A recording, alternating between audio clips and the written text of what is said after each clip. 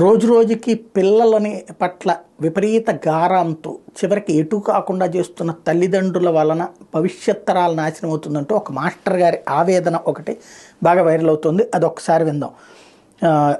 నా పేరు ఎన్ఎస్ఎన్ రెడ్డి. నేను కరీంనగర్ జిల్లాలోని ఒక ప్రభుత్వ పాఠశాల ఉపాధ్యాయుని. తల్లిదండ్రులకు చేతులు జోడించి నమస్కరించి చేసుకుంటున్న విన్నపం ఏమనగా, క్రమశిక్షణకు మారుపేరుగా ఉండే పాఠశాలలో విద్యార్థుల హెయిర్ స్టైల్పై, వారి నడవడికపై ఎన్నిసార్లు హెచ్చరించిన వారి ప్రవర్తన మార్పు రావడం లేదు. ఉపాధ్యాయులు చూస్తూ ఏం చేయలేని నిస్సహాయ స్థితిలో ఉంటున్నారు. తల్లిదండ్రులకు తమ పిల్లలపై శ్రద్ధ నియంత్రణ లేకపోతే ఇలానే తయారవుతారు. క్రమశిక్షణ మాటలతో రాదు, కొద్దిపాటి దండన భయభక్తులు ఉంటేనే వస్తుంది. పిల్లలకి బడిలో భయం లేదు, ఇంట్లో భయం లేదు. అందుచేతనే సమాజం ఈరోజు భయభ్రాంతులకు గురవుతుంది. వాళ్లే ఈ రోజుల్లో రౌడీల్లా తిరుగుతున్నారు. ఇక్కడే గురువుని గౌరవించని సమాజం వినాశకాలానికి గురవుతుంది. ఇది నిజం. గురువు అంటే భయం లేదు, మరియు గౌరవం లేదు. ఇక చదువు సంస్కారం ఎట్లా వస్తుంది? కొట్టద్దు, తిట్టద్దు, బడికి రాని వాడిని ఎందుకు రావట్లేవు అని అడగద్దు. చదవాలని, హోంవర్క్ అని కొట్టినా తిట్టినా టీచర్లదే తప్పు. 5వ తరగతి నుండే కటింగ్ స్టైలు, చినిగిన జీన్స్ గోడల మీద కూర్చోవడం, వెళ్ళేవాళ్ళని వచ్చేవాళ్ళని కామెంట్ చేయడం, అరే సార్ వస్తున్నారా అని అంటే వస్తే రాని అనే పరిస్థితి. దరిద్రం ఏంటంటే కొంతమంది తల్లిదండ్రులే మావాడు చదవకున్నా ఏం కాదు, మా వాడిని మాత్రం కొట్టద్దు అంటున్నారు. ఇంకొక విషయం ఏంటంటే, ఎవరు బాబు నీకు కటింగ్ చేయించిందంటే మా నాన్న సార్ అంటున్నారు. పెన్ను ఉంటే పుస్తకం ఉండదు, పుస్తకం ఉంటే పెన్ను ఉండదు. కొనరు, తెచ్చుకోరు. భయం ఉండాలని 2 దెబ్బలు వేద్దామంటే ఎట్నుంచి పోయి ఎటు వస్తుందో అని భయం. ఇవన్నీ చూస్తుంటే పిల్లలకంటే సార్లకే భయం ఎక్కువగా ఉంది. కొట్టకుండా, తిట్టకుండా, భయం లేకుండా చదువు వస్తుందా? భయం లేని కోడి బజార్లో గుడ్డు పెట్టిందట. అలానే ఉంది నేటి పిల్లల వ్యవహారం. స్కూల్లో తప్పు చేసినా కొట్టకూడదు, తిట్టకూడదు, కనీసం మందలించకూడదు, ప్రేమతో చెప్పాలట. ఇది ఎలా సాధ్యం? మరి సమాజం ఎందుకు అలా చేయదు? మొదటి తప్పే కదా అని ఊరుకుంటుందా?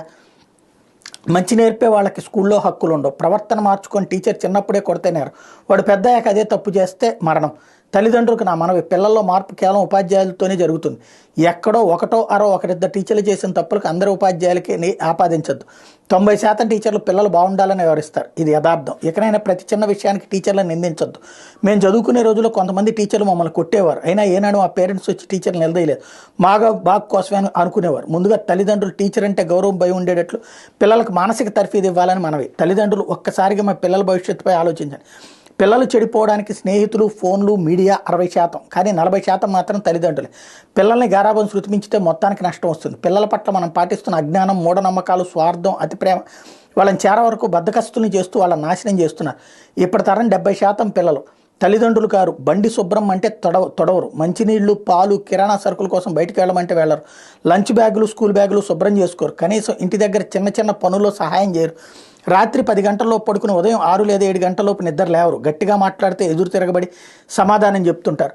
తిడితే వస్తువులు విసిరి కొడతారు. ఎప్పుడైనా దాచుకోమని డబ్బులు ఇస్తే మనకు తెలియకుండా ice creams, cool drinks, noodles, ఫ్రెండ్స్కి పార్టీలు, ఫ్రెండ్స్ కోసం గిఫ్ట్లు కొనుగోలు చేస్తున్నారు. మైనర్ పిల్లలకు బైకులు ఇవ్వడం, వారి యాక్సిడెంట్లకు చేయడం, కేసుల్లో ఇరుక్కోవడం. ఆడపిల్లలు అయితే తిన్న కంచం కూడా కడగడం లేదు. ఇల్లు ఓడ్చమంటే కోపాలు వచ్చేస్తున్నాయి. అతిథులు వస్తే కనీసం గ్లాసులు మంచినీళ్ళు ఇవ్వాలన్న ఆలోచన లేని అమ్మాయిలు కూడా ఉన్నారు. 20 సంవత్సరాలు దాటినా చాలామంది ఆడపిల్లలకు వంట చేయడం రాదు. బట్టలు పద్ధతిగా ఉండాలంటే ఎక్కడ లేని కోపం వీళ్ళకి. కల్చర్, ట్రెండ్, టెక్నాలజీ పేట వింత పోకళ్ళు. వారిస్తే వెర్రి పనులు. మనమే పిల్లల చేత అవన్నీ చేయించడం లేదు. పై వాటికి కారణం మనమే. ఎందుకంటే మనకు అహం, పరువు మరియు ప్రతిష్టలు అడ్డొస్తున్నాయి. చూసే వాళ్ళకు మనం మంచి హోదాలో ఉండాలి, రిచ్ లుక్, స్టేటస్ మెయింటైన్ చేయాలనే భ్రమలో ఉన్నాం. గరాబంతో పెరిగిన వాళ్ళు మధ్యలో మారమంటే మారడం అస్సలు జరగదు. వారిని కష్టపెట్టమని కాదు ఇక్కడ చెప్పేది, కష్టం గురించి తెలిసేలా పెంచండి. కష్టం, డబ్బు, సమయం, ఆరోగ్యం విలువ తెలియకపోతే వారికి జీవితం విలువ తెలియదు. ప్రేమతో గారాబంగా మనం చేస్తున్న తప్పుల వలన కొందరు యువత 15 ఏళ్లకే ప్రేమ, దోమ అంటాం, సిగరెట్స్, మందు, బెట్టింగ్, డ్రగ్స్, దొంగతనాలు, రేపులు, హత్యలు చేస్తున్నారు. మరి కొంతమంది సోమరిపోతులా తయారవుతున్నారు. అభినయాలు కనబడడం లేదు, అనుకోగా ఉండటం రాదు, సంస్కృతి సంప్రదాయాలు పట్టించుకోవడం లేదు. ఇలాగే ఉంటే కొంతకాలానికి తల్లిదండ్రులు గౌరవించే పద్ధతి కూడా లేకుండా పైన ఆశ్చర్యపోవాల్సిన అవసరం లేదు. భార్యకు వంట వండడం సరిగా రాదే నేటి యువత బిర్యానీలు, కర్రీ పాయింట్లు వెంటపడుతూ చిన్న వయసులోని gastric ulcer, gall bladder stones, kidney స్టోన్లు బారిన పడుతున్నారు. మరొక ఫ్యాషన్ ఏంటంటే పెరుగు, మజ్జిగ తీసుకుంటే వాంతులు చేసుకోవడం. కొన్ని ఆహార పదార్థాలు ఎంత ఆరోగ్యకరమైన కూడా వాళ్ళకి అనవసరం. కాలేజీ పిల్లలు అయితే సరిగ్గా పిడికిలు పట్టేంత టిఫిన్, లంచ్, చిన్న బాక్స్ రైస్. చాలామంది ఫ్రూట్స్ అస్సలు తినరు. గర్భవతులైన తర్వాత వాళ్ళ బాధలు వర్ణాతీతం. టోటల్ మెడిసిన్ మీద డిపెండ్ అవ్వడం. 100లో 90 మంది సిజేరియన్ ద్వారా పిల్లలకి అంటున్నారంటే వారి శారీరక పటుత్వం ఎంత పడిపోయిందో ఆలోచించండి. అలా ఉంటే పుట్టే పిల్లలు కూడా ఏదో ఒక జన్యు లోపంతో పుడుతున్నారు. 3వ తరగతి పిల్లాడికి సోడా బుడ్డి లాంటి కళ్ళద్దాలు, 5వ తరగతి వారికి అల్సర్, బీపీలు, 10వ తరగతి దాటేలోపు ఎన్నో ఆరోగ్య సమస్యలు వస్తాయి. వీటన్నిటికి కారణం మన పిల్లలను సరైన పద్ధతిలో పెంచకపోవడమే. అందుకే తల్లిదండ్రులు మారాలి.